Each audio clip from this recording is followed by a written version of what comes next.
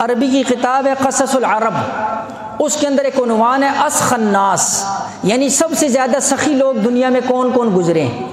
3 नौजवान बैठे हुए हैं, तो उन्होंने आपस के अंदर कहा, एक ने कहा अब्दुल्लाह इब्न जाफ़र ज़्यादा सखी है, एक ने कहा आराब औसी है, एक ने कहा कैस इब्न साद है। एक करीब से बंदा गुजरा, उसने कहा कौन सा मुश्किल है, जाकर इम्तिहान ले लो, सवाली बनकर जाओ, जो ज़्यादा देगा वही ज़्यादा सखी होगा। तो जिसने कहा अब्दुल्लाह इब्न जाफ़र, उसके पास चला गया, कहा अल्लाह के नाम पर मैं तुमसे सवाल करता हूँ। तो किताब में मैं अर्ज़ ये करना चाह रहा हूँ कि अरब कैसे कैसे सखी लोग दुनिया के अंदर गुजरे।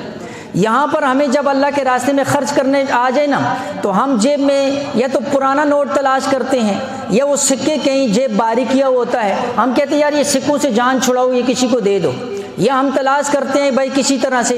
एक तो मैंने इस पर पूरा बयान किया, जो गदागर, ये जो चौकों चौराहों के अंदर मांगने वाले हैं, इस पर तो मैं पूरा आपके सामने अर्ज़ कर चुका हूँ। लेकिन एक वाकई ज़रूरतमंद है, आपके इल्म के अंदर, आपके रिश्तेदारों के अंदर है, ऐसे लोगों पर, सफ़ेद पोशों के ऊपर ख़र्च किया करो। आगे जैसे रमज़ान आ रहा है, तो रमज़ान के अंदर अपने फ़र्ज़ ज़कातें भी और इसके अलावा सदक़ात, इन चीज़ों का अहतमाम हो। तो कहा अब्दुल्लाह इब्न जाफ़र के पास गया, सवारी पर सवार है, सफ़र के ऊपर जा रहा है, कहा जी मुझे सवारी भी चाहिए, माल भी चाहिए। तो किताब के अंदर लिखा अब्दुल्लाह इब्न जाफ़र अपनी ज़ाती सवारी से उतरे और उसके अलावा 200 दीनार उसको दिए। इस वक़्त के 20 लाख रुपए बनते हैं। 200 दीनार दिए और सवारी पर रेशम लदा हुआ था जिसको बेचने के लिए जा रहा था, तीनों चीज़ें उसको दे दी, जाओ तूने अल्लाह के नाम पर मांगा, ये तुम ले लो। पहचानता कोई नहीं था, ऐसे ऐसे सखी। तो फिर दूसरा बंदा जो है ना जी, अब देखो ज़ाती सवारी, यहाँ ज़ाती सवारी को कोई हाथ नहीं लगा सकता। आप किसी ज़ाती सवारी में जो है ना जी किसी से लिफ्ट लें, वो आपको बिठाता भी नहीं है कि जो है ना जी इसके पाँव हो सकते मिट्टी लगी हुई है, मेरी गाड़ी को गंदा ना कर दे। ज़ाती सवारी भी दे दी। दूसरा बंदा कैस इब्न साद के पास गया, आराम कर रहा था, खादमा निकली है, खादमा, अल्लाह, सखियों की खादमा भी ऐसी होती। कहा जी मालिक तो आराम कर रहे, क्या चाहिए?